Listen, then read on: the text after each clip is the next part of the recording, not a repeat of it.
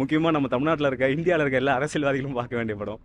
உங்ககிட்ட இருக்க இளைஞர்களையோ இல்லை உங்கள் ஊரில் இருக்க இளைஞர்களையோ நம்ம என்னவா கைட் பண்ணுறோம், அவங்களை சரியான வழியில் கைட் பண்ணுங்க அப்படின்றது தான் முக்கியமான ஒரு படம். ஆனால் இளைஞர்கள் வந்துட்டு எதை சிந்திக்கணும், எதை சிந்திக்கக்கூடாது, நீங்கள் உங்கள் வேலையை பாருங்கள், ஆக்சுவலாக நீங்கள் படிங்க. அண்ட் ஸ்போர்ட்ஸ்ன்றது ஒரு காமனான விஷயம் தான். ரொம்ப முக்கியமாக நீங்கள் எல்லாம் ஒன்றா இருங்க அப்படின்றது அந்த படம் சொல்லுது. ஸோ எண்ட் ஆஃப் த டே ஒன்றா இருக்கணும், அதுதான் ரொம்ப முக்கியம். அதுக்கு மேலே எதுவுமே இங்கே கிடையாது. நீங்கள் ஏன்டா பிரிச்சுக்கிறீங்கன்றது தான் அந்த படம். அதை வந்து ஸ்போர்ட்ஸ் பேஸில் சொல்லும்போது ரொம்ப நல்லா இருக்கும் படம். ஸ்போர்ட்ஸ் பேஸ்ல வந்து ஜீவா இந்த மாதிரி படங்கள் சொல்லியிருக்கீங்க. ஆமாம், அந்த படத்தோட இந்த படத்துல டிஃபரெண்ட் இருக்கும். ஸ்க்ரீன் பிளே ரொம்ப நல்லா இருக்கும். அது ஒரு வேறு ஜோனில் இருக்குன்னா அது சேம் பேட்டர்ன் ஆஃப் இது வந்து ஸ்க்ரீன் பிளே நல்லாயிருக்கும். அப்புறம் அந்த நம்ம ஊரோட கல்ச்சர் இருக்குல்ல, டவுன் அந்த பக்கம் அரக்கோணத்துடைய கல்ச்சர் அண்டு வேற ஒரு காதல், வேற ஒரு ஜோன், டவுனில் இருக்க ஒரு காதல் ஜோன்.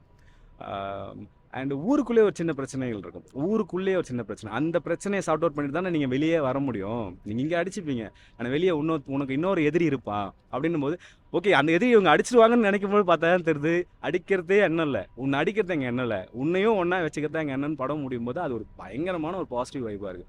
ஆக்சுவலாக ரொம்ப நல்ல படம், எல்லாரும் பார்க்க வேண்டிய ஒரு படம். சூப்பராக இருக்குது. ஸோ மியூசிக் நல்லா இருக்குது, எடிட் நல்லா இருக்குது, அந்த சினிமோட்டோகிராஃபி எக்ஸலண்ட்டாக இருக்குது, டைரக்ஷன் டைலாக்ஸ் எல்லாமே ரொம்ப நல்லா இருக்குது. ரொம்ப நல்ல கூஸ் பம்பான ஒரு படம். இந்த வீக்கெண்டுக்கு எல்லாரும் கண்டிப்பாக பார்க்க வேண்டிய படம்.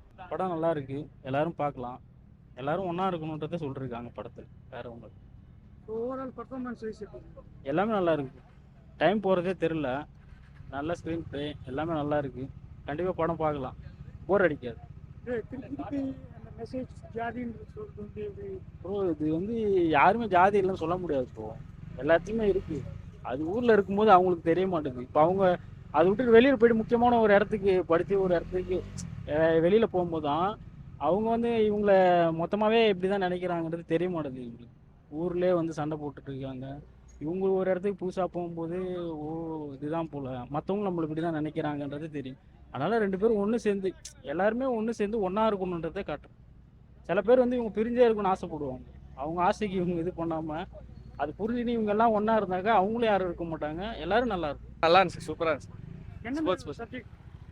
ஸ்போர்ட்ஸ் பற்றி தான், ஸ்போர்ட்ஸ் பற்றி தான் எடுத்திருக்காங்க. நல்லா நாங்கள் ஒர்க் பண்ணிருக்கனால வந்து பார்த்துருக்கோம். படம் கிரிக்கெட் பேஸ் பண்ணது, நல்லா இருக்கு. நம்ம வீட்டாண்ட ஒரு கிரிக்கெட் பற்றி அந்த பசங்கள்லாம் சண்டை போட்டுப்பாங்களா ஆப்போசிட், அந்த மாதிரி ஸ்டார்ட் ஆகுது. படம் வேற ஏதோ நோக்கி போகுது, நல்லா இருக்கு. கண்டென்ட் வைஸ் வந்து எப்படி இருக்கு?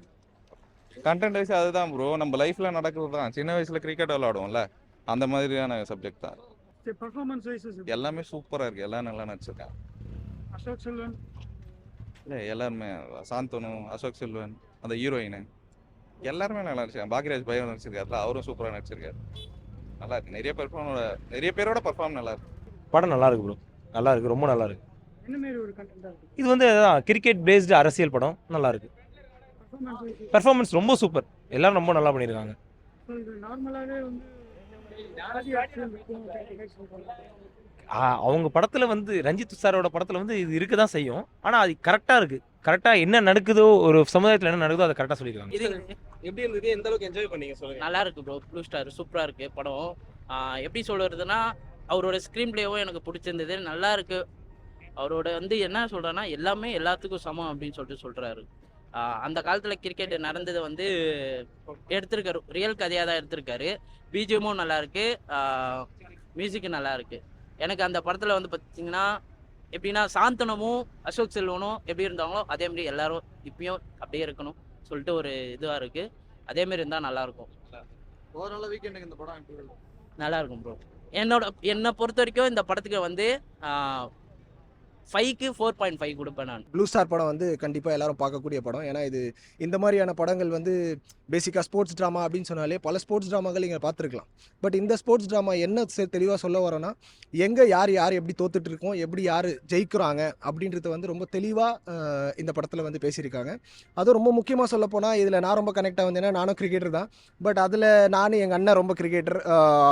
எப்படி எல்லாருமே தோல்வி அடைஞ்சோம். எங்கள் ஊர்லலாம் வந்து பல சச்சின் டெண்டுல்கர், பல தோனி, பல கங்குலி எல்லாருமே வந்து வைன் ஷாப்புக்கும் லவ் ஃபெயிலியர்லும் அப்படி இப்படின்னு தான் சுற்றிக்கிட்டு இருக்காங்க. அவங்களோட எப்படி வாய்ப்பு மறக்கப்பட்டது அப்படின்ற மாதிரியான சில விஷயங்களும், அந்த வாய்ப்பை எப்படி மீட் எடுக்கணும், அந்த வாய்ப்புலேருந்து எப்படி ஜெயிக்கணும் அப்படின்ற ஒரு புதிய பரிணாமமாக இந்த படம் இருக்கும். ஏன்னா எப்படி ஜெயிக்கணுன்றது ரொம்ப தெளிவாக பேசியிருக்காங்க. அது ரொம்ப முக்கியமான விஷயம் என்னென்னா, இந்த படத்தில் ஒரு ஸ்பெஷலான விஷயம் என்னென்னா, இது ரொம்ப கனெக்டிவாகவும் இருக்கும். எல்லாருக்குமே பிடிச்சிருக்கும். முக்கியமாக ஃபேமிலிக்கு ரொம்ப பிடிச்சிருக்கும்.